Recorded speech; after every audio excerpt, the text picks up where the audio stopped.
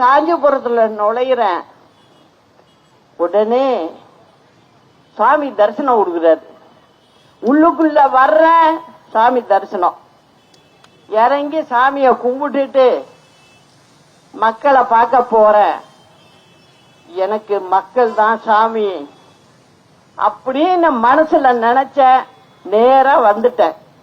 அதனால நீங்க எல்லாம் எப்போதும் எங்க கூட இருக்கணும், நான் உங்க கூட இருப்பேன் அப்படிங்கிற சொல்றேன்.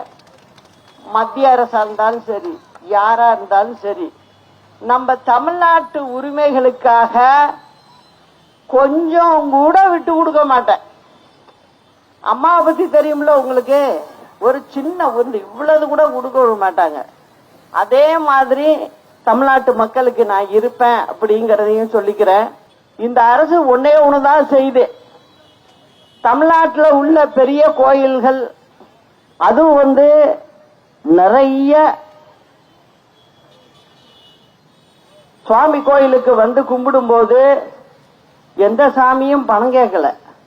ஆனா அரசாங்கம் என்ன பண்ணுது, அங்கங்க ஆளை போட்டு 100 ரூபா கொடு, 200 ரூபா கொடு, 300 ரூபா கொடு அப்படின்னு சொல்லி வரி தண்டிக்கிட்டு இருக்க ஒழிய உருப்படியான வேலைகளையோ பயணிகளுக்கு தேவையானவற்றையோ செய்து கொடுக்காது இந்த அரசாங்கம்.